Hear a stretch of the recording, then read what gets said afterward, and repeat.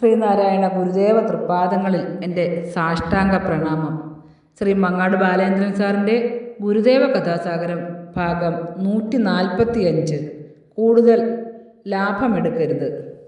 ഭാഗം 145 കൂടുതൽ ലാഭമെടുക്കരുത് ഇവിടെ ആരംഭിക്കുന്നു.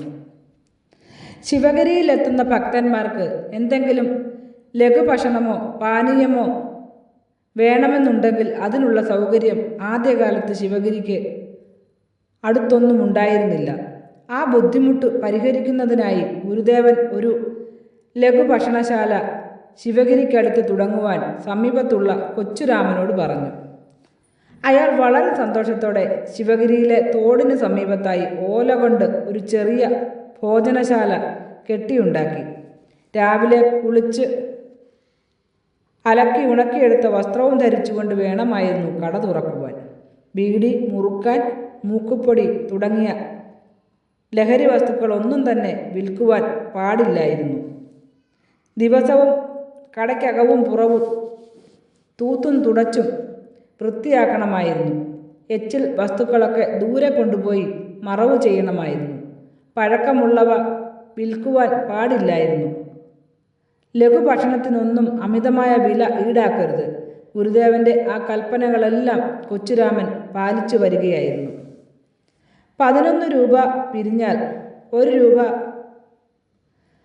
ലാഭമായിരിക്കണം. അതിൽ കൂടുതൽ ലാഭമെടുക്കരുത്. അതായിരുന്നു ഗുരുദേവൻ്റെ മറ്റൊരു കൽപ്പനയും ശാസനവും. ഗുരുദേവൻ ചില സന്ദർഭങ്ങളിൽ കടയിൽ കയറി അവിടുത്തെ വൃത്തിയും വെടിപ്പും മറ്റും നോക്കുമായിരുന്നു. തൃപ്തികരമാണെന്ന് കണ്ടാൽ ഗുരുദേവൻ ഒന്ന് പുഞ്ചിരിക്കുമായിരുന്നു. ശിവഗിരി സ്കൂളിലെ ചില അധ്യാപകർ പതിവായി ലഘുഭക്ഷണം കഴിച്ചിരുന്നത് കൊച്ചുരാമൻ്റെ കടയിൽ നിന്നുമായിരുന്നു. പൂർണ്ണാനന്ദ സ്വാമിയും കണ്ണപ്പ സ്വാമിയും ആ കടയിലെ നിത്യ സന്ദർശകരുമായിരുന്നു. അങ്ങുതൻ കാരുണ്യ വായ്പിനാലെ അന്ധകാരമകറ്റേണം ദേവദേവ, ആനന്ദമുണ്ടാകണം മമ ജീവിതമാർക്കും ഉപകാരമായിടേണം. ശ്രീ മങ്ങാട് ബാലേന്ദ്രൻ സാറിൻ്റെ ഗുരുദേവ കഥാസാഗരം ഭാഗം 145 കൂടുതൽ ലാഭമെടുക്കരുത് ഇവിടെ അവസാനിച്ചിരിക്കുന്നു. ഇതിൽ വന്നിട്ടുള്ള തെറ്റുകുറ്റങ്ങൾ സദയം ക്ഷമിക്കണമെന്ന് ഗുരുദേവ നാമത്തിൽ അറിയിക്കുന്നു. നന്ദി, നമസ്കാരം. ഗുരുധർമ്മം വിജയിക്കട്ടെ.